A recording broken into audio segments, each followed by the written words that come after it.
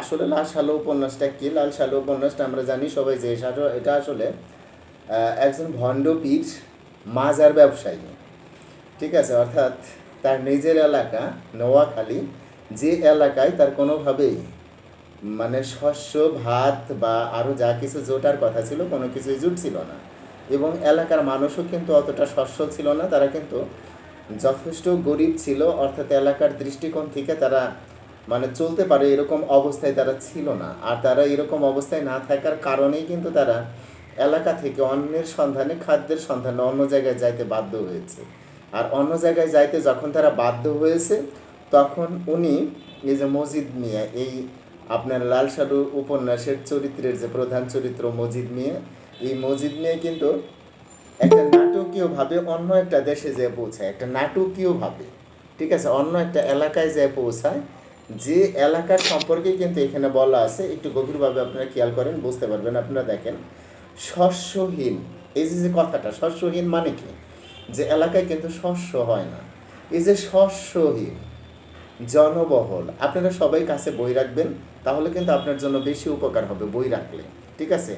শস্যহীন, জনবহুল এ অঞ্চলের বাসিন্দাদের বেরিয়ে পড়বার ব্যাকুলতা, এই বাক্যটা দ্বারা এখানে ঔপন্যাসিক কি বোঝাতে চেয়েছেন? মানে এলাকায় শস্য হয় না কিন্তু অনেক মানুষ, জনবহুল এলাকায় শস্য স্যার হয় না কিন্তু অনেক মানুষ। হ্যাঁ বলেন। স্যার আমি তো মাত্রই জয়েন করলাম, তো কোনটা পড়াচ্ছেন স্যার? লাল সালু উপন্যাস, সরাসরি আমরা 13 পেজে আছি। ও আচ্ছা স্যার, ওকে। ওকে। তো এখানে প্রথম যে বাক্যটা, আমি সে বাক্যটা নিয়ে আলোচনা করছিলাম, যে শস্যহীন। শস্যহীন মানে এলাকায় কিন্তু শস্য হয় না। আর শস্য হয় না মানে কিন্তু বাড়ি বা ঘরে যথেষ্ট পরিমাণ ভাত থাকে না। এটি কিন্তু বোঝাইতেছে ভাত থাকে না। এ অঞ্চলের মানুষের বাসিন্দাদের বেরিয়ে পড়বার ব্যাকুলতা। বেরিয়ে পড়বার ব্যাকুলতা মানে কি? অর্থাৎ যে এলাকায় ভাত নাই, শস্য নাই, মাথা গুজবার ঠাঁই নাই, অর্থাৎ একজন আরেকজনের সাথে সুন্দরভাবে কথা বলে না, পেটে খিদে থাকলে কিন্তু ওই সুন্দরভাবে কথা আসে না। তো এই এলাকার মানুষের অন্য এলাকায় বেরিয়ে যাওয়ার ব্যাকুলতা কিন্তু থাকবেই। অর্থাৎ মনে হয় যেন তারা জেলে আছে, জেল থেকে মুক্তি পেলেই বাঁচে, এমন একটা ব্যাকুলতা। ধোঁয়াটে আকাশকে পর্যন্ত সদা সন্ত্রস্ত করে রাখে। সদা সন্ত্রস্ত করে রাখে মানে কি? সবসময় তাদের ভিতরে বাইরম বাইরম বাইরম বাইরম একটা ভাব অবস্থান করে, বিরাজ করে, ঠিক আছে? তার মানে এখানে এই বাক্য দ্বারা ঔপন্যাসিক যা বোঝাইতে চাইছে যে আহ, এই উপন্যাসের যে নায়ক, প্রধান চরিত্র মজিদ মিয়া, ঠিক আছে, তাকে উপলক্ষ করে কথাগুলো বলতেছে, তার এলাকাকে উপলক্ষ করে কথাগুলো বলতেছে যে এই এলাকার মানুষ, যে এলাকায় আমরা আস্তে আস্তে জানবো, এই এলাকার মানুষের ঘরে ভাত নাই, এই এলাকার মানুষের খেতে শস্য নাই, এই এলাকার মানুষের কি নাই? পেটে ভাত নাই। তাই তারা কি এই এলাকা ছেড়ে অন্য এলাকায় যাওয়ার জন্য অধীর ব্যাকুলতায় অপেক্ষা করে, অন্য জায়গায় যাওয়ার জন্য তাদের প্রাণ সবসময় চঞ্চল থাকে। এবং এই যে যে একটা ধোঁয়াটে মনোভাব, যতক্ষণ তারা এই এলাকার মধ্যে আছে ততক্ষণ তারা যেন অনেক কষ্টে আছে। আর এই ধোঁয়াটে মনোভাবটা আকাশকে, আকাশকে মানে তাদের মনের আকাশকে, তাদের এলাকাকে, তাদের বেঁচে থাকার সহায় সম্বলকে, সব কিছুকে যেন সদা সন্ত্রস্ত করে রাখে বেরিয়ে যাওয়ার ব্যাকুলতা। অর্থাৎ এই এলাকা থেকে যেন তারা অন্য কোনো জায়গায় যেতে পারলেই বাঁচে। যেমন আমাদের বিভিন্ন এলাকায় আমরা এই বিষয়গুলো কিন্তু দেখি যে আপনার দেখা যায় যে এলাকার কিছু কিছু মুন্সি আছে বা মৌলবি আছে, মৌলানা আছে, এরা মসজিদে চাকরি করে, এদের বাড়ির কথা জিজ্ঞাসা করলে অনেক অনেক দূরের কথা বলে, ঠিক আছে? বেশিরভাগ ক্ষেত্রে দেখা যায়, অনেক সময় দেখা যায় নোয়াখালীর কথা বলে থাকে। আমি সেই দৃষ্টিকোণ থেকে এই কথাটা বলছি যে এইখানে নোয়াখালীর কথাটাই কিন্তু বিশেষ করে উল্লেখ করা হয়েছে। তাই দেখেন এখানে লেখা আছে ঘরে কিছু নেই, ভাগাভাগি। আচ্ছা, যখন কিছু না থাকে তখন কিন্তু ভাগাভাগির প্রশ্নটা বেশি আসে। যেমন দারিদ্রতা মানুষের স্বভাবকে নষ্ট করে, এটা কিন্তু আমরা দীর্ঘদিন ধরে শুনে আসি। যেমন আপনাদের বাড়িতে 3 ভাই আছে, এই 3 ভাইয়ের মধ্যে যখন দেখা যেতেছে বাবার সম্পত্তি মাত্র 3.5 বিঘা অথবা 4.5 বিঘা, তখন এই 4 ভাইয়ের 3 ভাইয়ের মধ্যে ভাগাভাগি নিয়ে এবং যে সম্পদ আছে তা নিয়ে লুটালুটি ভাগাভাগি এই নিয়ে কিন্তু একটা ঝগড়া বিবাদ লেগেই থাকে। এটা আমাদের বাংলা পল্লিগায়ের একটা সাধারণ চিত্র, এটা কিন্তু আমরা সবসময় দেখে থাকি। কিন্তু এখানে বাস্তব কথা হলো যে যদি বাবার সম্পত্তির পরিমাণ থাকতো 500 বিঘা, ঠিক আছে, টাকার পরিমাণ থাকতো 5,000 কোটি টাকা, তাহলে কিন্তু ভাগাভাগি নিয়ে এরকম বাঁচতো না। কেন বাঁচতো না? কারণ তাদের যে পরিমাণ আসলে দরকার তার চেয়েও বেশি আছে বাবার। এই জন্যই কিন্তু দেখা যাইতেছে যে ঘরে কিছু নাই, ভাগাভাগি। এখানে ঔপন্যাসিক তার ভাষায় কোনো একজন ব্যক্তিকে বোঝাতে চাইতেছে যে উনি কোন এলাকার লোক, যিনি এই উপন্যাসের কেন্দ্রীয় চরিত্র মজিদ মিয়াকে লক্ষ্য করে কিন্তু কথাগুলো বলতেছে। ভাগাভাগি, লুটালুটি আর স্থান বিশেষ খুনাখুনি করে সর্বপ্রচেষ্টার শেষ। অর্থাৎ সর্বপ্রচেষ্টার শেষ মানে সব রকম প্রচেষ্টা করে তারা এলাকায় থাকতে চাইলেও থাকতে পারতেছে না, এখন বেরিয়ে পড়বার উপক্রম হয়েছে এবং দ্রুত যেন এক জায়গা থেকে অন্য জায়গায় যে কর্মসংস্থানের ব্যবস্থা করতে পারে। দেখেন, দৃষ্টির বাইরের পানে, দৃষ্টির বাইরে মানে কি, আপনি যেদিকে তাকায় রয়েছেন তার থেকে যদি একটি বাইরের দিকে তাকান, এইভাবে যদি তাকান, ওটাই তো দৃষ্টির বাইরের পানে। মস্ত নদীটির ওপারে, অর্থাৎ হয়তো উনি যে জায়গার কথা বলতেছে তার পাশে একটা নদী আছে, ওই নদীটির ওপারের কথা বলতেছে। জেলার বাইরে, জেলার বাইরে উনি যে জেলায় আছে ওই জেলা থেকে অন্য জেলার কথা বলছে। প্রদেশেরও, হয়তো ওই দেশ থেকে অন্য একটা দেশের কোনো একটা প্রদেশের কথা বলতেছে, ভারতের কোনো প্রদেশের কথা বলতেছে, হয়তো বা আরও দূরে অথবা আরও কোনো দূরে দূরে চলে যাবে। দেখেন, এই মানুষ যখন সংসার নামক তরঙ্গের মধ্যে ভাসতে থাকে, তখন যখন মানুষের ভিতরে নানা ধর্মী সংকট, ভয় কিংবা নানা ধরনের অভাব অভিযোগ আক্রমণ করে, তখন অনেকেই কিন্তু সংসার থেকে পালিয়ে বাঁচতে চায় এবং সে পরিষ্কারভাবে এরকম বলে থাকে যে আমি আর থাকবো না, আমি এলাকা ছেড়ে অনেক দূরে চলে যাবে। অথবা কেউ কেউ দেখা যায় জীবন থেকেই পালিয়ে যায়, ফাঁস নিয়ে অথবা বিষ খেয়ে মারা যায়, আত্মহত্যা করে। এভাবেও কিন্তু অনেক প্রবণতা দেখা যায় যখন সে সংসার চালাতে হিমশিম খায়। তো ঠিক এরকমই একটা পরিস্থিতি কিন্তু জেলার বাইরে, অর্থাৎ নিজের জেলার বাইরে অথবা নিজের দেশের বাইরে অথবা কোনো প্রদেশে যাবে, সে প্রদেশেরও বাইরে আরও অনেক দূরে চলে যেতে চায়, যাতে এই যে সবসময় হাহাকার, না খেয়ে থাকার আহাজারি, এই সমস্ত যেন তার কানে আর ভেসে না আসে। সে যেন অন্তত দুবেলা দুমুঠো খাদ্য সংস্থান তার নিজের জন্য করতে পারে, এমনই ব্যাকুলতা। এজন্যই কিন্তু বেরিয়ে পড়ার ব্যাকুলতা। যদি নলি বানিয়ে, এই যে আমরা একটা শব্দ পাইলাম নলি, হোয়াট ডু মিন বাই নলি? নলিটা কি?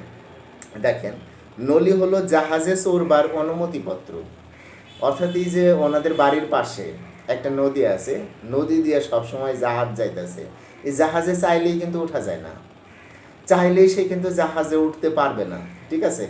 এখন যেমন আপনি যখন ট্রেনে উঠবেন, এক জায়গা থেকে অন্য জায়গায় যাওয়ার জন্য ট্রেনে উঠবেন, আপনি কি দৌড়ে যায় ট্রেনে উঠতে পারবেন? না, ট্রেনে ওঠার জন্য কিন্তু আপনার একটা টিকিট লাগবে, ঠিক আছে। এই টিকিটটা, ট্রেনে ওঠার টিকিটটাকে তো বলতেছি আমরা টিকিট, কিন্তু জাহাজে ওঠার এরকম একটা অনুমতিপত্র আছে, একটা কাগজ আছে, জাহাজে ওঠার অনুমতিপত্রটাকে বলা হয় হলো নলি। আমার মনে হয় নলি ব্যাপারটা আমরা বুঝতে পারছি। জাহাজে ওঠার অনুমতিপত্র, এটা একটা কাগজ। নলি মানে কিন্তু ভেলা না, নলি মানে কিন্তু নৌকা না, নলি মানে কিন্তু জাহাজ না, এটা ভাই একটা কাগজ, বুঝছেন? যে কাগজটা কী করতেছে আসলে একটা অনুমতিপত্র, যে এই অনুমতিপত্রটা হইলেই তার যে ভালো লাগতেছে না, সে জাহাজে উঠতে পারে, উঠলে এক দেশ থেকে অন্য দেশে পর্যন্ত সে চলে যেতে পারে তার কর্মের সন্ধানে।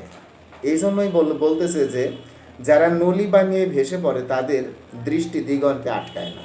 অর্থাৎ যারা নলি বানিয়ে ভেসে পড়ে মানে যারা নলি বানিয়ে জাহাজের অনুমতিপত্র পেয়ে জাহাজে উঠে ভাসতে ভাসতে অন্য জায়গায় যায়, তাদের কিন্তু দৃষ্টি আর দিগন্তে আটকায় না। অর্থাৎ তারা কোনো না কোনো জায়গায় গিয়ে তাদের কর্মসংস্থানের ব্যবস্থা করতে পারবে, এমন কিছু কথা বলে আর কি। জ্বালাময়ী আশা, ঘরে হা শূন্য মুখ থোবরানো নিরাশা। জ্বালাময়ী আশা মানে কি? অর্থাৎ ভিতরে যে সবসময় জ্বলতেছে, খাদ্যের জন্য আপনার যে একটা আহাজারি, এই যে সবসময় আপনার ভিতরে জ্বলতেছে, খাইতে পারতেছেন না, সংসারের অন্য কাউকে খাওয়াইতে পারতেছেন না, এটি কিন্তু ভিতরে সবসময় জ্বলে। এটা হলো জ্বালাময়ী আহাজারি বা জ্বালাময়ী আশা। ঘরে হাশূন্য, হাশূন্য মানে ঘরে ভাত নাই, না খেয়ে থাকা। মুখ থুবড়ানো নিরাশা, মুখ থুবড়ানো নিরাশা বলে তাতে মাত্রাতিরিক্ত প্রখরতা। তার মানে যখন পেটে ভাত নাই, মুখে ভাত দিতে পারতেছে না, তখনই কিন্তু মানুষ ব্যাকুল হয়ে ওঠে বের হয়ে যাওয়ার জন্য, এক জায়গা থেকে সে অন্য জায়গায় যাওয়ার জন্য পাগল হয়ে যায়। ঠিক আছে, সেখানে আর সে টিকে থাকতে চায় না। এই প্রখরতা, দূরে তাকিয়ে যাদের চোখে আশা জ্বলে তাদের আর তর্স হয় না। দূরে তাকিয়ে যাদের চোখে আশা জ্বলে, এখানে উপন্যাসিক কি বুঝাইতে চাইতেছে আপনি কিন্তু বুঝতে হবে। দূরে তাকিয়ে, কথাটা কিন্তু এরকম আসতেছে, দূরে তাকিয়ে যাদের চোখে আশা জ্বলে, অর্থাৎ সে তার ঘরে বসে তিন বেলা ভাত খেতে পারতেছে না, ভালো কাপড় পরিধান করতে পারতেছে না, সভ্য সমাজের সাথে মিশতে পারতেছে না, তার ভেতরে কিন্তু একটা জ্বালা, একটা কষ্ট। আর যখন সে বুঝতে পারতেছে আমি যদি একটু কষ্ট করে ঢাকা যাই, ঢাকা গিয়ে আমি যদি রাস্তাও একটা প্লেট নিয়ে বসে থাকি, দিন শেষে আমার 100 টাকা 150 টাকা আসবে। ঠিক আছে, আর 100 টাকা 150 টাকা হইলে আমি খুব ভালোভাবে একটা হোটেলে যাই 3 বেলা 3 ওয়াক্ত ভাত খাইতে পারবো।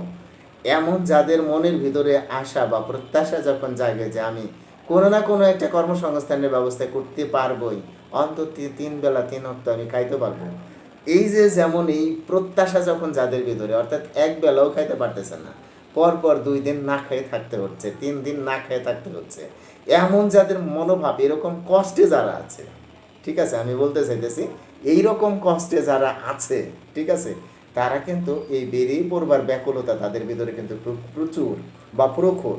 তাই এখানে যে কথাটা বলতেছে যে দূরে তাকিয়ে যাদের চোখে আশা জ্বলে, অর্থাৎ যারা আশা খুঁজে পায় তাদের আর তর্স হয় না। তর্স হয় না মানে সময় গণনা করতে ইচ্ছা করে না, যেন এখনই বেরিয়ে পড়ি। দিন মান ক্ষণের সবুর ফাঁসির সম্মুখ, দিন মান ক্ষণের সবুর ফাঁসির সামিল। কথাটা কি? দিন মানে এরকম কিন্তু বলে যে আমি আগামী মাসের 12 তারিখে যাব, এই 12 তারিখ কিন্তু কাল গণনা শুরু করে। মান মান মানে অনেক সময় দেখা যায় যে শনিবারে বের হওয়া যাবে না, হ্যাঁ, মঙ্গলবারে বের হওয়া যাবে না, অমঙ্গল হবে, এই সমস্ত বিষয়গুলো তাদের কাছে কিন্তু ক্ষণ, সকালে বের হওয়া যাবে না, বিকালে বের হতে হবে, তাদের কাছে কিন্তু ফাঁসির সমূল, মানে একদম ফাঁসির মতো লাগে, মনে আর ভালো লাগে না, থাকতে আর ভালো লাগে না, যত দ্রুত বের হয়ে পড়া সম্ভব, তাই তারা ছোটে আর ছোটে। এই দেখেন ভাইয়েরা, দেখা যায় যে আপনার অল্প বয়সে ছোট ছোট ছেলেমেয়েরাও আর থাকে না, এলাকায় থাকে না, অন্য জায়গায় খাদ্যের সন্ধানে, কর্মের সন্ধানে তারা চলে যায়। তো দেখেন এগুলো কিন্তু আমাদের খুব ভালো করে বুঝতে হবে, আর ভালো করে বুঝলেই কিন্তু আমরা পারবো।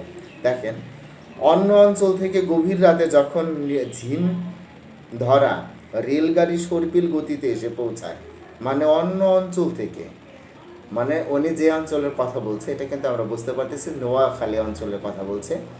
অন্য অঞ্চল থেকে গভীর রাতে যখন ঝিম ধরা রেলগাড়ি সর্পিল গতিতে, আমরা জানি রেলগাড়ি কিন্তু সাপের মতো আঁকা বাঁকা হয়ে যায়, কারণ এটা আমাদের রাস্তার কারণে, তাই না?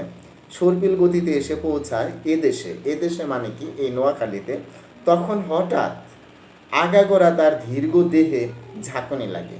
অর্থাৎ এই যে রেলে কিন্তু একটা গাড়িতে একটা ঝাঁকুনি লাগে, ঝন ঝন করে ওঠে লোহা লস্কর, অর্থাৎ গাড়ি তো লোহা লস্কর দিয়ে বানানো, রাতের অন্ধকারে লণ্ঠন জ্বালানো, ঘুমন্ত কত স্টেশন পেরিয়ে এসে এইখানে নিদ্রাচ্ছন্ন ট্রেনটির সমস্ত চেতনা জেগে ওঠে সজারু কাঠা হয়ে। অর্থাৎ কত জায়গায়, কত অবস্থায়, কত জায়গা থেকে এসেছে এই ট্রেনটি, কিন্তু এখানে যখন থামে তখন লোহা ঝংকরের এমন একটা শব্দ জাগে যেন সব কিছু সজারুর কাটার মতো সজাগ হয়ে ওঠে। সজারু একটা কিন্তু নাম, প্রাণীর নাম, যার গা ভর্তি কিন্তু কাটা। তাছাড়া এদের বহির্মুখ উন্মত্ততা মানে কি? অর্থাৎ এই এলাকার মানুষের যখনই কোনো রেলগাড়ি আসে তখন এই এলাকার মানুষের বহির্মুখ উন্মত্ততা, অর্থাৎ তারা বের হয়ে অন্য ট্রেনে উঠে অন্য এলাকায় চলে যাইতে চাইতেছে, এই হলো বহির্মুখ উন্মত্ততা। আগুনের হুঙ্কার মতো পুড়িয়ে দেয় দেহ, অর্থাৎ মানে তাদেরকে বাইরে যেতেই হবে, যতক্ষণ পর্যন্ত বের হতে পারতেছে না তাদের ভিতরে জ্বলতেছে, কষ্টের আগুন জ্বলতেছে। রেলগাড়ির খুফরিগুলো থেকে আচমকা জেগে ওঠা যাত্রীরা কেউ বা ভয় পেয়ে, কেউ বা অপরিসীম কৌতূহলে মুখ বাড়ায় দেখে আবছা আবছা অন্ধকারে ছোটাছুটি করতে থাকা লোকদের, অর্থাৎ ট্রেনের মধ্যে যারা ছিল, ঠিক আছে, হঠাৎ যখন ট্রেনটা থেমে যায়, তো ট্রেনের মধ্যে যারা ছিল, যারা ঘুমন্ত অবস্থায় ছিল, তারা কিন্তু আচমকা জেগে ওঠে, হঠাৎ সিটে বিটে উঠেছে, হইল কি এটা, ঠিক আছে। আবার কিছু যারা জাগ্রত ছিল তারা জানালা দিয়ে মুখ বাড়িয়ে দেখে, মুখটা এরকম বাড়িয়ে দেখে যে মানে আসলে হইলটা কি, এবং মুখের বা যখন বাহিরের দিকে তাকায়, বাহিরে দেখে অসংখ্য লোক ছোটাছুটি করছে ট্রেনে ওঠার জন্য। এরা কারা? এই এলাকার লোক। তারা ট্রেনে উঠে অন্য এলাকায় চলে যেতে চায়, কর্মের সন্ধানে, খাদ্যের সন্ধানে। কোথায় যাবে তারা? প্রশ্নবিদ্ধ কিন্তু একটা কথা, কোথায় যাবে তারা? কিসের এত উন্মত্ততা? তাদের এই উন্মত্ততা, অর্থাৎ তাদের যে চাঞ্চল্যতা, হয়তো তারা তাড়াহুড়া করতেছে, কিসের তাদের এই চাঞ্চল্যতা, কিসের তাদের এত অধীরতা, কেন তারা বের হয়ে যেতে চায়? আচ্ছা, এই লাইনে যারা নতুন তারা চেয়ে চেয়ে দেখে। এই লাইনে যারা নতুন মানে কি? মানে যারা নতুন কেবলই যাইতে চাইতেছে তারা চেয়ে চেয়ে দেখে। আর যারা পুরান, অর্থাৎ বারবার যায় আর আসে, যায় আর আসে, অর্থাৎ অন্য জায়গায় চাকরি করে, হয়তো 1 বছর 2 বছর 5 বছর পরে আবার আসে, আবার চলে যায় কর্মের সন্ধানে, ঠিক আছে। তাই বলতেছে এই লাইনে যারা নতুন তারা চেয়ে চেয়ে দেখে, কিন্তু ছোটে, কিন্তু এরাও ছোটে। ছোটে মানে কি? দৌড়াইতেছে, তাদেরকে কর্মের সন্ধানে বের হতে হচ্ছে। দেখেন, ছোটে আর চিৎকার করে। চিৎকার করে মানে ওই চলে গেলাম রে, মানে যারা বা পাড়া প্রতিবেশী আত্মীয় স্বজন যারা আছে তাদেরকে জানান দিয়ে যায়, এবং যারা যাইতেছে একসাথে অনেকেই চলে যাইতেছে, চিৎকার করতে করতে চলে যায়। গাড়ির এ মাথা থেকে ও মাথা, গাড়ির এ মাথা থেকে ও মাথা, এরা কিন্তু এই লোকগুলার দখলে। এরা কারা আমরা একটু পরে পড়বো। দেখেন, এতগুলো খুপড়ির মধ্যে কোনটাতে চড়লে কপাল ফাটবে আর কোনটাতে, তাই যেন সবাই খুঁজে, অর্থাৎ কোনটাতে উঠলে কপাল ফাটবে। কপাল ফাটবে মানে কপাল, ভাগ্য ভালো হবে, এটা বোঝাইতেছে। কপাল ফাটবে মানে ভাগ্য ভালো হবে, তারা ভালো কিছুর সন্ধান পাবে। আর কোনটাতে উঠলে কি হবে, এটা কিন্তু তারা তাই খুঁজে থাকে। ইতিমধ্যে আত্মীয় স্বজন, ঠিক আছে, তারপরে হলো যান বাঁচানোর লোক হারিয়ে যায়। দেখেন, আত্মীয় স্বজন মানে কি? মানে কে আত্মীয়, কে স্বজন, কে ভাই বেরাদার, কেউ কিন্তু আর থাকে না, সবাই হারিয়ে যায়। কেন হারিয়ে যায়? কারণ এদের সাথে তারা আর আত্মীয়তার বন্ধন রেখে লাভ কি? খাদ্যই তো জোগাড় করতে পারে না, তারা বের করে খাদ্যের সন্ধানে। তার মানে আত্মীয় স্বজন এবং যান পছানের লোক, মানে এই যে আপনার সাথে যে যান পছান বলতে বোঝাইতেছে যে একটা ভালো সম্পর্ক, বন্ধু বান্ধবের মতো সম্পর্ক, এই সম্পর্কের সাথে সম্পৃক্ত যে সকল লোক আছে তাদের সন্ধান কিন্তু আর মিলে না, তারা তাদের মতো হারিয়ে যায়। আচ্ছা, আর এই তাড়াহুড়ো করে ওঠার সময় দেখা যায় কারো জামা ছিঁড়ে যায়, কারো টুপি অন্যের পায়ের তলায় দুমড়ে পড়ে যায়। এখানে কিন্তু আমরা অলরেডি মনে করেন যে কথাটা পেয়ে গেছি, টুপি। কারণ এটা কিন্তু মনে করেন যে ঔপন্যাসিক নাটকীয়ভাবে তার কথাটা তুলে ধরার চেষ্টা করতেছে, একটু এই টুপি দিয়ে শুরু করলো আর কি, ঠিক আছে। তার মানে হলো কারো জামা ছেড়ে কারো টুপিটা অন্যের পায়ের তলায় দুমড়ে যায়। কারো বা আসল জিনিসটা মানে বদনাটা।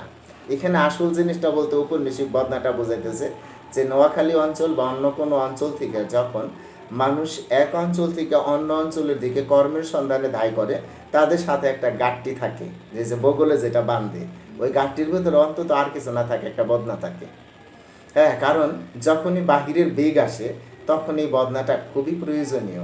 এই জন্যই আর কিছু না নিক, ওনারা এই বদনাটা কিন্তু নিয়েই রাখে। তাই দেখেন, এই জন্য এই কথাটা খুব মজা করে উপন্যাসিক কিন্তু কথাটা বলতেছে যে কারো বা আসল জিনিসটা, অর্থাৎ বদনাটা, যা না হলে বিদেশে এক পাও চলে না।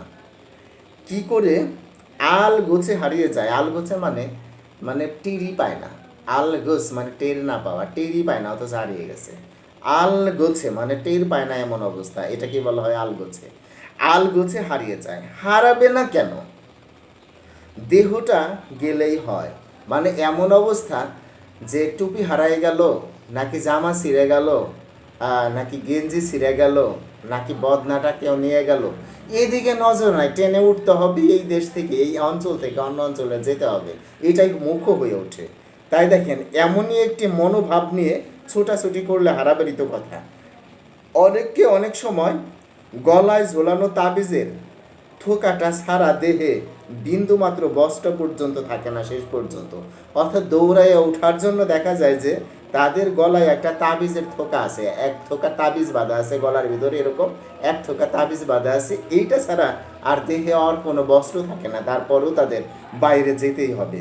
তারা অবশ্য বয়সে ছোকরা, অল্প বয়স ছোকরা, বয়স হলে এরা আর কিছু না হোক শক্ত করে গিরেটা দিতে শেখে।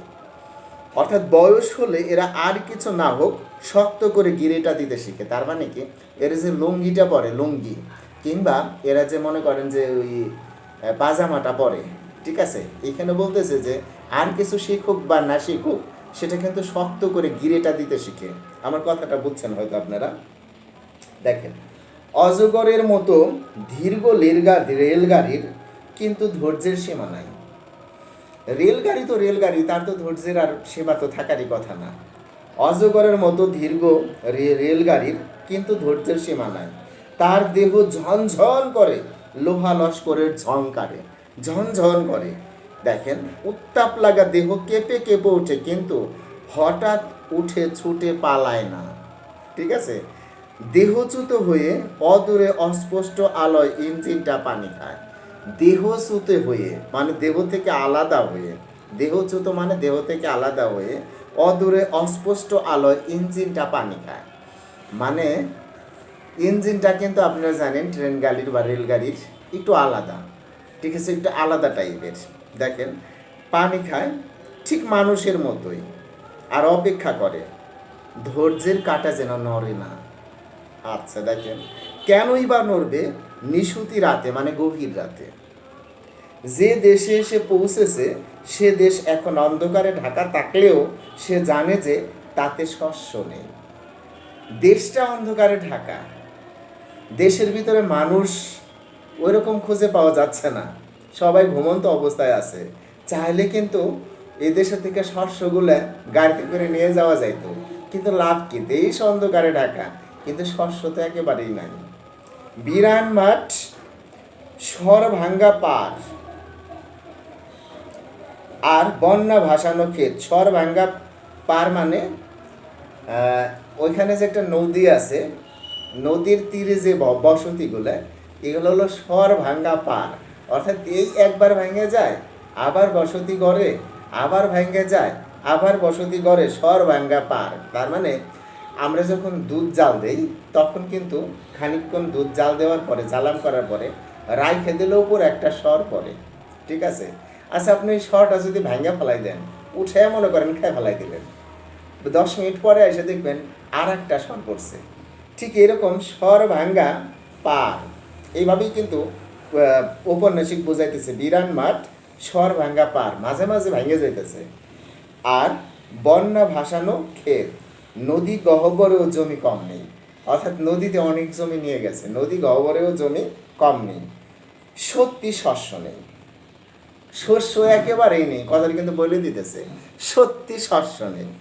যা আছে তা যৎ সামান্য, খুব অল্প পরিমাণ শস্য আছে।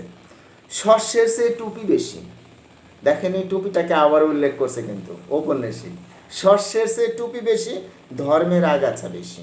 লাইনটা খুবই ইম্পর্টেন্ট, নিচে দাগ দেন। শস্যের চেয়ে টুপি বেশি, ধর্মের আগাছা বেশি। এই উক্তিটি কার? সৈয়দ ওয়ালিউল্লাহর। কারণ এই কথাটা কিন্তু মসজিদে এসে এখন বলে নাই, এখনো কারো নাম কিন্তু উপন্যাসের ভিতরে আসে নাই। সুতরাং এই উক্তিটা কিন্তু সৈয়দ ওয়ালিউল্লাহর, আর ঢাকাবাসী দেখার জন্য খুবই কমন। কারণ আমরা জানি উপন্যাসটা লিখেছেন কে, যে আমরা যদি ঔপন্যাসিক পরিস্থিতি জানি তাহলে উপন্যাসটা লিখেছেন হলো সৈয়দ ওয়ালিউল্লাহ। তাহলে এই যে এখানে কথাটা শস্যের চেয়ে টুপি বেশি, ধর্মের আগাছা বেশি, এই কথাগুলো আসলে কার? সৈয়দ ওয়ালিউল্লাহর গুছাইয়ে একজন ঔপন্যাসিক হিসাবে তার পাঠকের কাছে কথাগুলো উপস্থাপন করতেছে। শস্যের চেয়ে টুপি বেশি মানে কি? আরিফ কিছু বলতে চাইতেছেন? স্যার এখানে টুপিটা কি স্যার? আমি তো বুঝাই দিতেছি ভাই, একটু ধৈর্য ধরেন, আমি এই বাক্য থেকে শেষ করিনি তো। অর্থাৎ আমি যে বাক্যের মধ্যে আছি ওই বাক্য থেকে যখন চলে যাব, বাক্যটা যখন পিছনে পড়ে গেল ঠিক তখন জিজ্ঞেস করবেন। হ্যাঁ, আমি যতক্ষণ পর্যন্ত বাক্যে থাকবো তার মানে বাক্য আমি ব্যাখ্যা দিচ্ছি। শস্যের চেয়ে টুপি বেশি মানে কি? মানে এখানে বলতেছে টুপি মানে আমরা মাথায় যে গেলে নেই, এই যে আমরা ধর্মীয় কারণে ইসলাম ধর্মীয় নীতি অনুসারে যেটা আমরা মাথায় দিই সেটা কিন্তু টুপি। আর বৃষ্টি,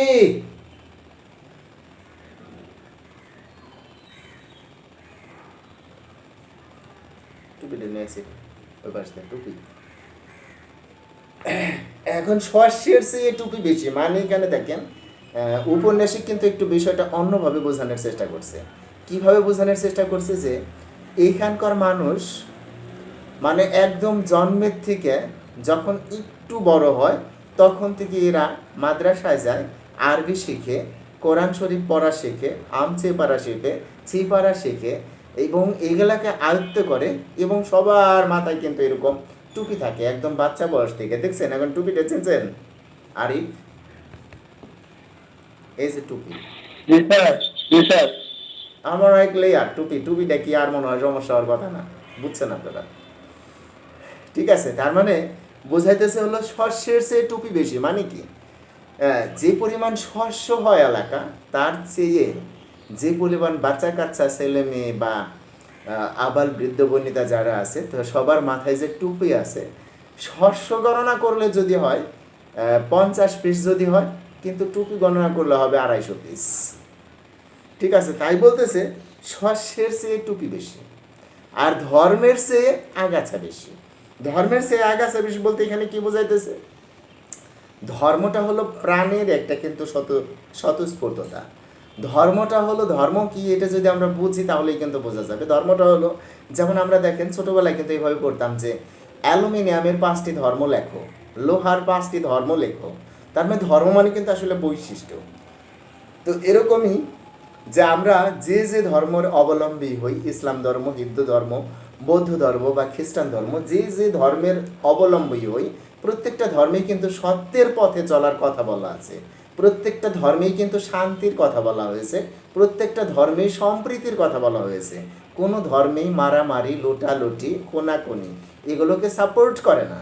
কিন্তু ঔপন্যাসিক শুরুতেই কিন্তু এই কথাগুলো বলছে, ঘরে ভাত নেই, অবস্থাটা এরকমই, একজন আর একজনের সাথে মারামারি করে, ভাগাভাগি করে, লুটালুটি করে, খুনাখুনি করে সর্বপ্রচেষ্টা শেষ।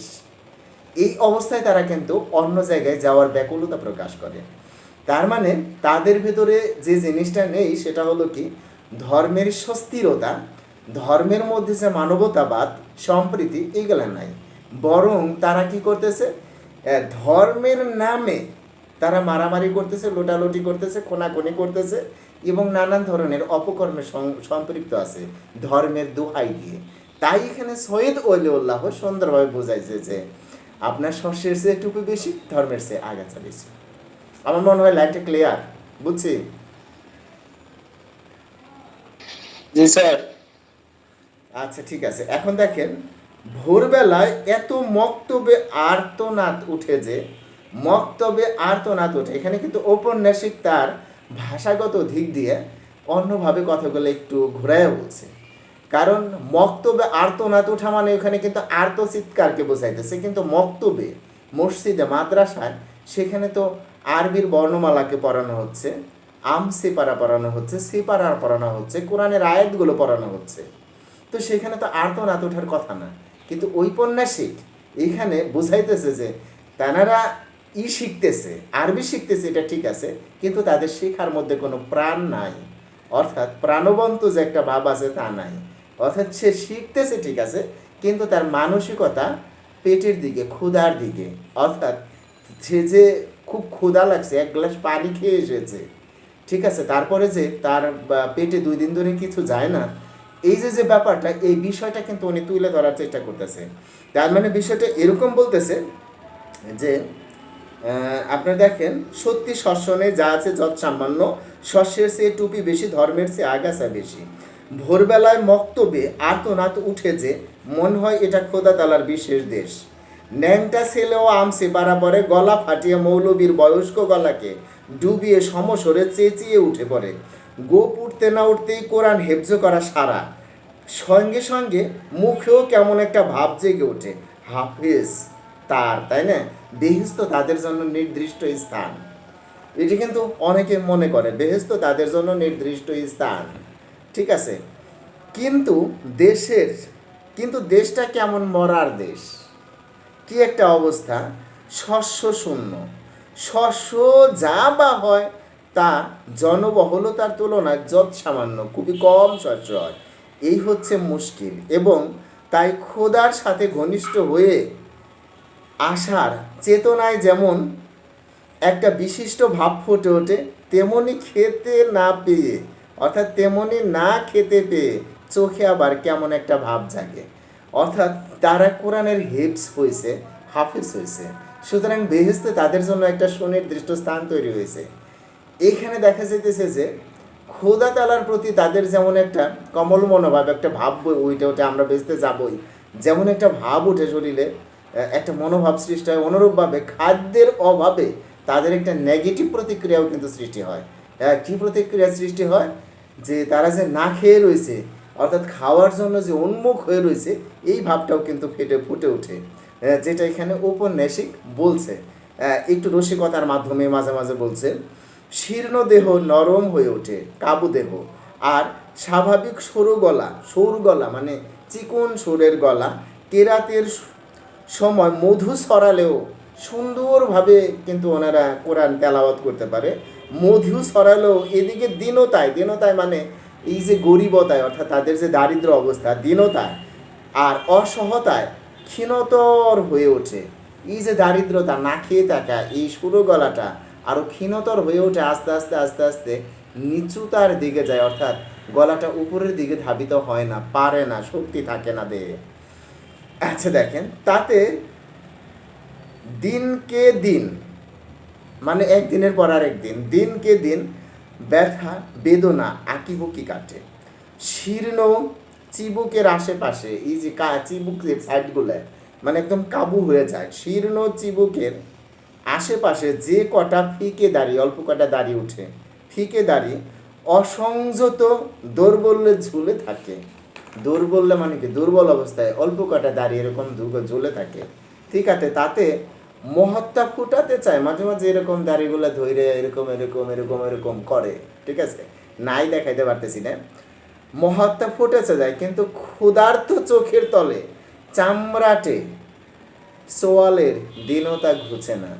এরকম করে একটু বুঝাইতে চায় আমি ভালো আছি, সুখে আছি, কিন্তু এদিক দিয়ে কালো দাগ পড়ে গেছে ক্ষুধার জ্বালায়, ঠিক আছে। কেউ এখানে দেখেন ঔপন্যাসিক দুইটা জিনিস একসাথে বুঝাইতেছে, যে এখানে দেখাইতেছে তাদের ক্ষুধায় অস্থির তারা, যে কারণেই তারা কিন্তু এই ধর্মটাকে অভিনয় হিসাবে নিয়ে নিছে, যেই যে দাঁড়িতে এইভাবে এমনি করার কথা না, তো কি দরকার আছে, ঠিক আছে।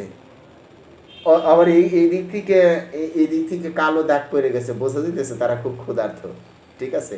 তার মানে ক্ষুধার তাড়নায় তাদের ভিতরে যে একটা চাঞ্চল্য বোধ চলে আসে, ঠিক আছে, ক্ষুধার তাড়নায় কীভাবে তারা খাবে, কীভাবে তারা বাঁচবে, কীভাবে তারা নিজেদেরকে রক্ষা করবে, এইটা যেমন তাদের মধ্যে আসে, ঠিক তেমনইভাবে তারা এই ধর্মের সাথে একটা অভিনয় কিন্তু পাশে চালায় যায়। কেউ আরও আশা নিয়ে আলিয়া মাদ্রাসায় পড়ে, বিদেশে গিয়ে পোকায় খাওয়া মস্ত বড় কেতাব খতম করে মানে পয়রা শেষ করে, মানে যেমন কোরআন খতম করা, এরকম কিন্তু একটা রেওয়াজ আছে, কথা আছে। কিন্তু কেতাবের যে বিদ্যে লেখা, তা কোনো এক বিগত যুগে চামড়ায় পড়ে আটকে গেছে। তার মানে বহুত আগেই, অনেক যুগ আগেই বইগুলো অনেক পুরাণ হয়ে গেছে, কিন্তু এই কোরআন, ফুরকান বা বিভিন্ন শাস্ত্রে অনেকে পাণ্ডিত্য লাভ করে। দেখেন, চড়া কেটে সে বিদ্যাকে এত যুগ অতিক্রম করিয়ে বর্তমান স্রোতের সঙ্গে মিশিয়ে দেবে এমন লোকের অভাব নাই। অর্থাৎ এরা এমনইভাবে শেখে যে পূর্বের ওই বিদ্যাগুলোকে বর্তমান বিদ্যার সাথে মিশিয়ে, ঠিক আছে, দুইটা মিলে এমন একটা মজবুত প্রমাণ তৈরি করবে, কারণ তারা তো কোরআনের হাফেজ, তারা যা বলবে তা সত্য, বেহেশতে তাদের স্থান নির্দিষ্ট। এভাবেই কিন্তু মনে করেন যে ঔপন্যাসিক কথাগুলো বলতে চাইছে। ঠিক আছে, হ্যাঁ। অথচ দেখেন, অতএব কেতাবগুলোর বিচিত্র অক্ষরগুলো দুরাস্ত কোনো এক অতীতকালের অরণ্যে আর্তনাদ করে। দেখেন, অথচ কেতাবগুলোর বিচিত্র অক্ষরগুলো, এই যে বর্ণগুলো দুরাস্ত, দুরাস্ত মানে অনেক দূরের কোনো এক অতীতকালের অরণ্যে, হ্যাঁ, মানে এটা অনেক আগের বই আছিল, অরণ্যে আর্তনাদ করে। কিন্তু ওইখান থেকে যে আমাদের এই মৌলানা সাহেবরা অনেকেই আছে, সবাই কিন্তু না, সবাইকে কিন্তু বলা যাবে না। এখানে ঔপন্যাসিক কিন্তু এক ধরনের মৌলানা মুন্সিদেরকে নিয়ে কথা বলছে, বা আরেক ধরনের যারা আছে, প্রকৃত যারা আছে, তাদেরকে কিন্তু কখনোই আঘাত করে নাই, তাদেরকে সম্মান দিয়েছে, কারণ তারা সম্মানিত। ঠিক আছে, তাই এইখানে বলতেছে যে কোরআনের ভিতরেই তো সব আছে। কোরআন হলো সমগ্র মানব জীবনের সম্পূর্ণ জীবন বিধান এবং সমগ্র মানব জাতির পূর্ণাঙ্গ জীবন বিধান। এখানে কিন্তু উল্লেখও আছে, এটা কোরআন। ঠিক আছে, কিন্তু তারপরেও কোরআন বাদে পড়ুন লাগবো ফুরকান। কোরআন বাদে এছাড়াও আরও অনেক হাদিস শরীফ আছে। কোরআন বাদে এছাড়াও বহু যুগের বিভিন্ন ধরনের বড় বড় মস্ত বড় বই আছে। এগুলোর উপরে তারা পাণ্ডিত্য অর্জন করে এসে তারা তাদের নামের পিছনে অনেক কিছু বসিয়ে থাকে। বাট কোরআনের চেয়েও বড় কি কোনো গ্রন্থ আছে? নাই, মুসলমানদের ধর্মের দৃষ্টিকোণ থেকে যদি আমরা বলি। তো ঠিক এরকমইভাবে উনি কিন্তু এগুলোই বলতে চাইতেছে যে কোরআনের সে হাফেজ। তারপরেও বহুত অতীতকালে যে বইগুলোয় ঘুম ধরেছে, সে যে অক্ষরগুলো হারিয়ে গেছে, সেগুলো উদ্ধার করে ওইগুলোই হেফাজ হওয়ার তো তেমন কোনো প্রয়োজন অনুভব করছে না। কিন্তু তারপরেও তারা বিভিন্ন ধরনের এইগুলোর উপরে বিভিন্ন ধরনের ডিগ্রির নাম করে, বিভিন্ন উদাহরণ উল্লেখ করে, বিভিন্ন কিছু উল্লেখ করে অনেকভাবেই ধর্মের সাথে প্রতারণা করে অনেকেই। ঠিক আছে, কথাগুলো তুলে ধরার চেষ্টা করছে। দেখেন, তবু আশা কত আশা, খোদা তালার উপর প্রগাঢ় ভরসা। দিন যায় অন্য এক রঙিন দিনের কল্পনায়, হয়তো সামনের দিনটা ভালো আসবে, কিন্তু ক্ষুধার্ত চোখ বৌরি ভাবাপন্ন, অর্থাৎ সবসময় বিপরীতমুখী অবস্থান। ব্যক্তি সুখ উদাসীন দুনিয়ার পানি চেয়েছে থাকে আর ক্ষয়ে আসে, অর্থাৎ চোখ নেমে আসে ক্ষুধার যন্ত্রণায়। ক্ষুধার এলেমে বুক ভরে না, তলায় পেট শূন্য বলে। অর্থাৎ ক্ষুধার এলেমে বুক ভরে না, অর্থাৎ বুকটা যে ভৈরা শান্তি আসে না, কারণ বুকের একটু নিচে আছে পেট, সে পেট শূন্য বলে। তাই দেখেন, মসজিদের বাঁধানো পুকুর পাড়ে চৌকোন পাথরের খণ্ডটার উপর বসে শীতল পানিতে অজু বানায়। টুপিটা খুলে তার গহ্বরে, এই যে টুপিটা এই যে মাথার থেকে এমনি করে খুইলে, হ্যাঁ, অজু কইরা গহ্বরে এমনি করে খুদা। ঠিক আছে, দেখেন এরকম বানায় আর কি। ক্ষুধার এলেমে বুক ভরে না, তলায় পেট শূন্য বলে। মসজিদের বানানো পুকুর পাড়ে চৌকোন পাথরটার খণ্ডটার উপর বসে শীতল পানিতে অজু বানায়। টুপুটা খুলে তার গহ্বরে ফু দিয়ে ঠান্ডা করে আবার পরে, কিন্তু শান্তি পায় না। মন থেকে খাবি গায় দিগন্ত ঝলসানো রোদের পানে চেয়ে চোখ পুড়ে যায়। দিগন্ত ঝলসানো আপনি রোদের পানে তাকিয়ে চোখ কিন্তু কি হয়ে যায়? পুড়ে যায়, অর্থাৎ চোখের ভিতরে আগুনের ঝলক লাগে। এমন এরা তাই দেশ ত্যাগ করতে চায়। দেখছেন কেন এরা নিজের এলাকা ত্যাগ করতে চায়? এখানে দেশ বলতে তার এলাকাকে বোঝানো হচ্ছে। এরা তাই দেশ ত্যাগ করে সদল বলে বেরিয়ে পরে ছড়িয়ে পড়ে, নলি বানিয়ে জাহাজের খালাসি হয়ে ভেসে যায়। অর্থাৎ নলি বানিয়ে জাহাজের যাত্রী হয়ে, কারণ নলি মানে জাহাজে ওঠার অনুমতিপত্র। এই অনুমতিপত্রটা বানিয়ে আনার লাগে আশেপাশের কোনো এলাকার থেকে। মানে কি, আপনি যদি বিদেশে যাইতে চান, তাহলে আপনার এলাকার থেকে কোনো একটা জায়গার থেকে আপনাকে পাসপোর্ট ভিসা এগুলো তৈরি করতে হবে না? এরকম জাহাজের নলি বানাইতে হলে এলাকার ক্ষমতাসীন দলের কাছে এরকম কিছু ক্ষমতা থাকতো, কাগজগুলো দেওয়া থাকতো, নলি বানিয়ে জাহাজের খালাসি হয়ে মানে যাত্রী হয়ে ভেসে যায়। কোথায় ভেসে যায়? কারখানার শ্রমিক হয় ভাই, ভেসে গিয়ে যখন তারা ঢাকায় আসে বা বিভিন্ন জেলায় ছড়িয়ে পড়ে, তখন তারা কি হয়?